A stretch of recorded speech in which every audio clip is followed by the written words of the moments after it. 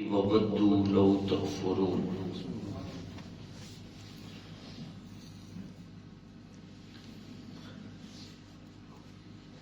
بات ہو رہی ہے ان کی جو اللہ اور اس کے رسول کے دشمن ہیں۔ اللہ فرماتا ہے تم ان کی طرف دوستی کا ہاتھ نہ بڑھاؤ۔ إِن يَثْقَفُوكُمْ يَكُونُوا لَكُمْ أَعْدَاءً،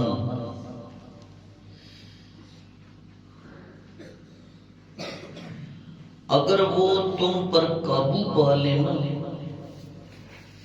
تو پھر وہ تم پہ پوری دشمنی کرے۔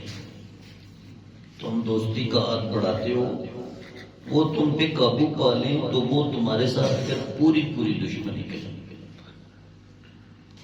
وَيَبْسُطُوا إِلَيْكُمْ أَيْدِيَهُمْ وَأَلْسِنَتَهُمْ بِالسُّوءِ، اور تمہاری طرف برائی کے ساتھ دست درازی کریں، زبان درازی کریں، اگر وہ تم پہ قابو پا لیں۔ اس بات کو چھوڑو، خفیہ دوستیوں کے پیغام بھجواتے ہو ان کفار کی طرف۔ جس دن انہوں نے تم پہ قابو پانا ہے، دوستیاں شوستیاں انہوں نے بھول جانی ہے، پھر پوری دشمنی کرنی ہے تمہارے ساتھ۔ اور دشمنی بھی ایسی کریں گے، زبان درازی بھی برائی کے ساتھ تمہارے ساتھ کریں گے، دست درازی بھی تمہارے ساتھ برائی کے ساتھ کریں گے۔ وَوَدُّوا لَوْ تَكْفُرُونَ، اور کہیں گے کاش کہ تم بھی کافر ہو جاؤ۔ قرآن نے تو کھول کے بیان کر دیا ہے۔ اب بھی اگر کوئی مسلم نہ سمجھے تو پھر اس کی عقل پہ پردہ پڑا ہے۔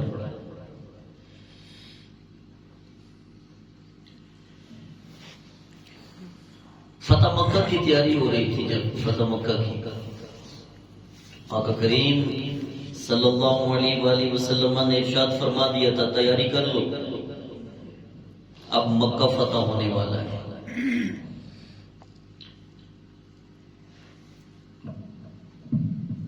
ایک عورت گانے بجانے والی عورت تھی، وہ مکے سے مدینے کی طرف آئی۔ سرکار نے اسے پوچھا کہ تو کیوں آئی ہے مدینے اور تجھے کس طرح انہوں نے چھوڑ دیا ہے؟ اس نے ہیلے بہانے بنائے، اپنی جان چھڑوائی، لیکن میرے نبی نے اس عورت کو کپڑے عطا فرمائے کہ یہ کپڑے پہن، تیرا لباس عورتوں کی طرح ہونا چاہیے، یہ کپڑے۔ جب وہ واپس جا رہی تھی تو حاطب بن ابی بلتعہ انہوں نے خط لکھ کے بھیج دیا ابو سفیان کی طرف، باقی مشرکین مکہ کی طرف، کہ نبی کریم صلی اللہ تعالی علیہ وسلم فتح مکہ کی تیاری کر رہے ہیں، ان قریب حملہ کریں گے، تم اپنا انتظام کرو۔ وہ عورت مدینے سے چل پڑی، مکہ اور مدینہ کے درمیان ایک جگہ ہے کاخ، اس وقت باغ تھا۔ آقا کریم صلی اللہ علیہ وآلہ وسلم نے فرمایا مقداد، زبیر، علی، آپ جاؤ فلاں باغ میں عورت چھپی ہوئی، اسے کہو کہ وہ خط واپس دے، اگر وہ خط واپس کرے تو ٹھیک، ورنہ اس کا سر تن سے جدا کر دو اور وہ خط واپس لے۔ جب وہ خط واپس لایا گیا، اس عورت نے اپنے بالوں میں چھپایا ہوا تو وہ خط واپس لیا۔ جب وہ خط واپس لایا گیا تو میرے آقا کریم صلی اللہ علیہ وآلہ وسلم کی بارگاہ میں جبریل امین یہ آیتیں لے کے اترے کہ ان یثقفوکم یکونوا لکم اعداء معبود، حاطب سے کہو اگر وہ تم پر قابو پا لینا پھر دوستیاں شوستیاں انہوں نے نہیں دیکھنی، وہ پوری تمہارے ساتھ دشمنی کریں گے۔ حطب کو یہ بدری تھے، میرے نبی نے چھوڑ دیا، لیکن قرآن کی آیتیں اتر آئی کہ ان سے کہیں آپ کی رشتہ داریاں بے شک مکے میں ہیں۔ انہوں نے یہ بھی کہا، حطب نے یہ بھی کہا میں دین سے نہیں پھرا یا رسول اللہ،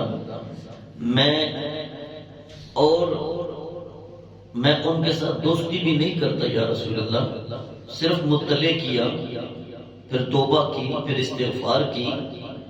اللہ تعالیٰ نے فرمایا لن تنفعکم ارحامکم ولا اولادکم یوم القیامہ، ہرگز تمہاری رشتہ داریاں قیامت والے دن تمہارے کام نہیں آئیں گی، اور تمہاری اولاد قیامت والے دن تمہارے کام نہیں آئے گی۔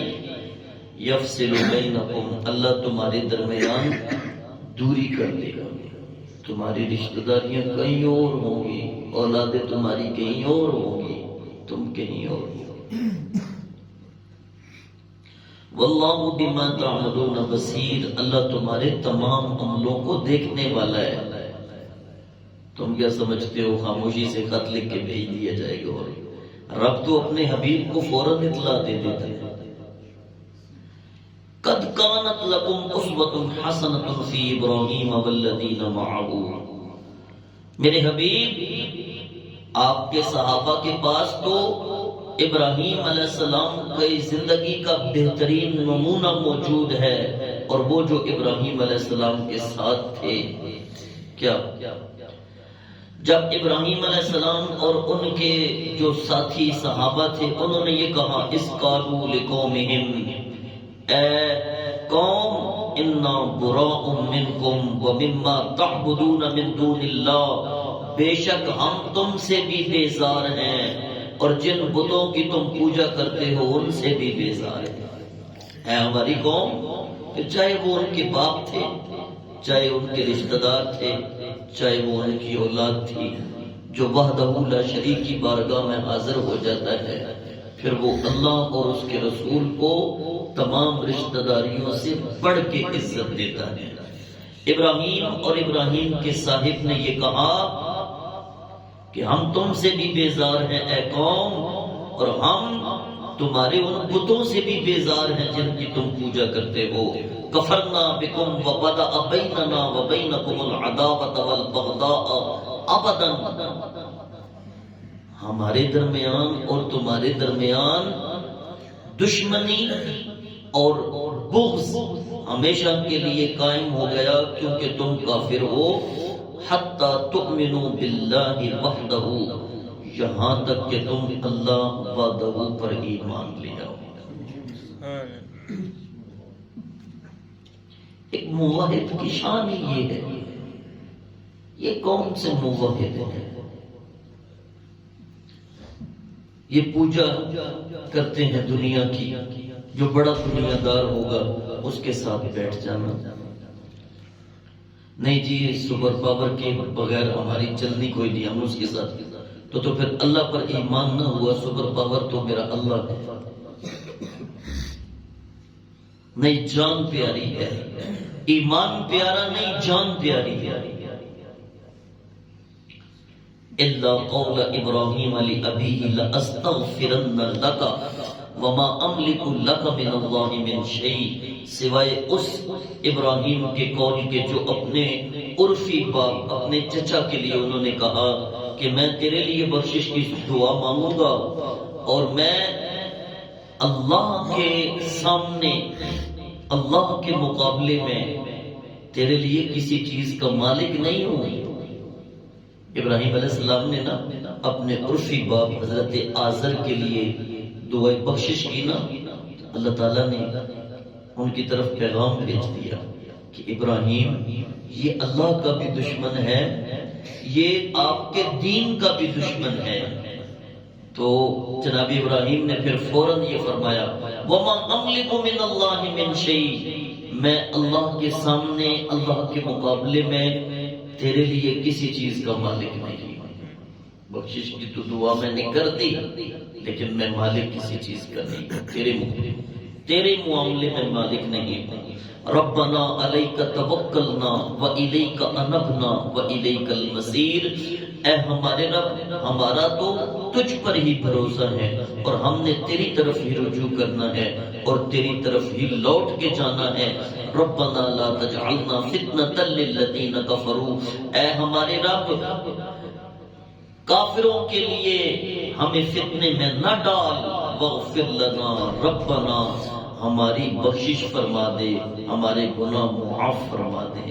ادھر اس بدری صحابی نے یہ دعا مانگی، اللہ تعالیٰ نے اس کو بخشش عطا فرما، کیونکہ جو بدر میں میرے نبی کے ساتھ شامل تھے، میرے آقا نے فرمایا بدری صحابیوں سے، اے میرے صحابہ اللہ نے تمہاری بخشش فرما دی ہے، اس کے بعد تم جو کچھ بھی کرو اللہ تعالیٰ تمہیں بخش دے گا. یہ جاسوسی والی غلطی ہوئی نا، میرے نبی نے معاف فرمایا، اس صحابی نے پھر بخشش کی دعا مانگی، اللہ تعالیٰ نے پھر معافی عطا فرمائی.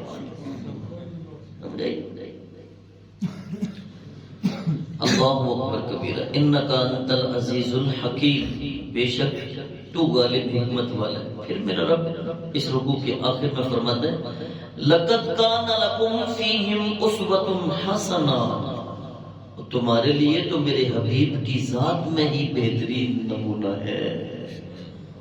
میرے محبوب کی ذات کو دیکھ لو، میرے نبی نے اپنا گھر نہ چھوڑا، مکہ نہ چھوڑا، اپنی رشتہ داریاں نہ چھوڑی، اپنی محبت کی جگہ نہ چھوڑی. کون چھوڑتا ہے مکہ؟ کون چھوڑتا ہے اپنا خاندان؟ کون چھوڑتا ہے اپنی رشتہ داریاں؟ لیکن دیکھو میرے پیارے محبوب جو کائنات میں سب سے زیادہ نازک طبیعت کے ہیں، اس کے باوجود دین کی خاطر، اللہ کی خاطر جب میرا حبیب یہ سب کچھ چھوڑ گیا تو میرے نبی کی زندگی میں تمہارے لیے بہترین نمونہ ہے. جب دین میں اللہ اور اس کے رسول میں تمہاری رشتہ داریاں بھی آڑے آئیں تو تم کہو خدا حافظ، ہم اللہ کی بارگاہ میں حاضر ہیں، ہم رسول کی بارگاہ میں حاضر ہیں، ہم دین کے مجاہد دین کے لیے حاضر ہیں. اللہ اکبر. لیکن کس کے لیے؟ اللہ فرماتا ہے محبوب کی زندگی بہترین نمونہ ہے، لیکن کس کے لیے؟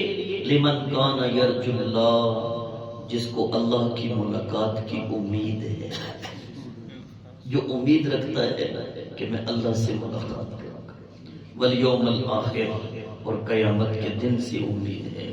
وَمَن يَتَوَلَّ، اس کے باوجود پھر بھی جو ان کی طرف دوستی کا حد بڑھائے نا تو فَإِنَّ اللَّهَ هُوَ الْغَنِيُّ الْحَمِيدُ، پھر اللہ تعالی قابل حمد بھی ہے، غنی بھی ہے، وہ بے پرواہ ہے اس سے. پھر وہ دوستیاں کرے تو پھر جب ہماری بارگاہ میں پہنچے گا تو ہم بھی پوچھ لیں گے آج لے ان کی پناہ، آج مدد مانگ ان سے، کل نہ مانے گی قیامت میں اگر مان گیا. احباب محترم، ہمیں یہ سبق مل رہا ہے کہ رسول کی زندگی ہمارے لیے بہترین نمونہ حیات ہے. ڈھونڈیے رسول کی زندگی، ڈھونڈیے اور اس نمونہ حیات پہ عمل کیجیے. اس نمونہ حیات پہ عمل کرنے کی وجہ سے دنیا بھی سنور جائے گی، قبر بھی سنور جائے گی، حشر بھی سنور جائے گا اور جنت بھی سنور جائے گی.